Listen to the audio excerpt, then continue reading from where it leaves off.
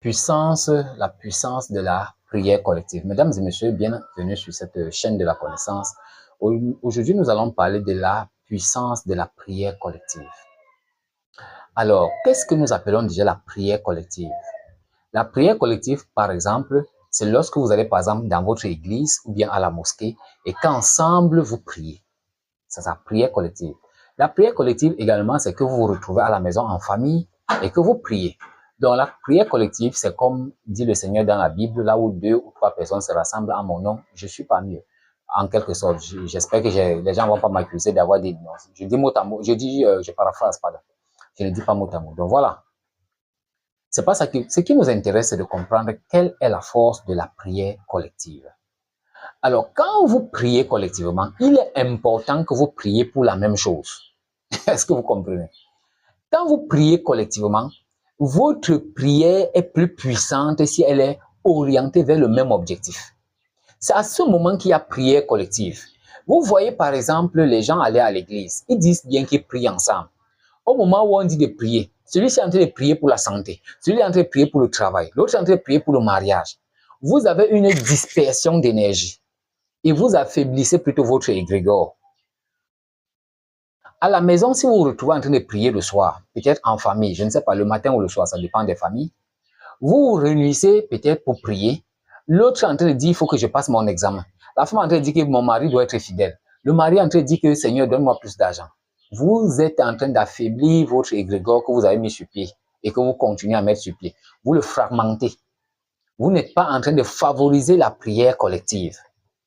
Quand vous vous asseyez, ou alors vous êtes quelque part pour faire une prière collective, choisissez déjà le but de votre prière collective. Je vais vous dire, il y a un homme d'affaires, un très grand homme d'affaires au Cameroun. Je ne vais pas citer son nom, bien entendu, mais quand je vais parler, certains pourront le connaître. Il a une mosquée chez lui, c'est un homme de la région de la Damawa. Il a une mosquée chez lui, sa maison est très grande. Bon, bref, sa maison, puisque c'est un multimilliardaire, sa maison est vraiment grande. Il y a dans une zone qui est comme la mosquée chez lui. Alors, les gens viennent là-bas faire ce qu'on appelle une collecte de prière.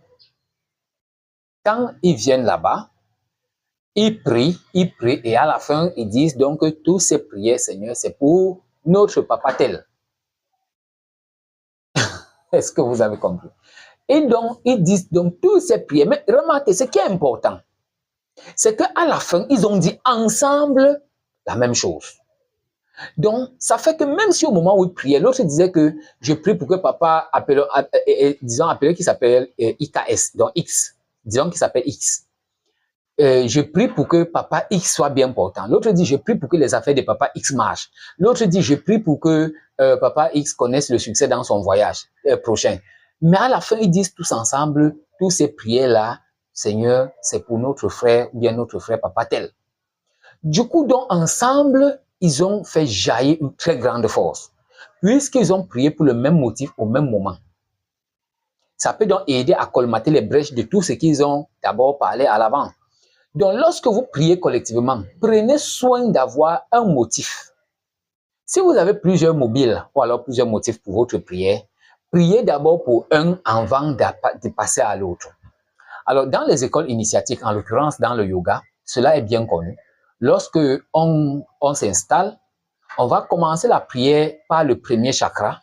On va dire par exemple que nous allons prier l'ange ou bien l'aspect de Dieu du premier chakra. Tout le monde va faire la prière pour celui-là. Ensuite, on va passer à l'ange du deuxième chakra. Si par exemple, cela est dans le programme. On va peut-être passer à tel aspect du corps, de l'esprit humain. Et c'est comme ça donc qu'on va prier chacun ensemble, on va prier tout un chacun ensemble la même prière. Et c'est pour cela qu'elle a plus d'efficacité. Vous voyez, dans le milieu initiatique, on ne se disperse pas.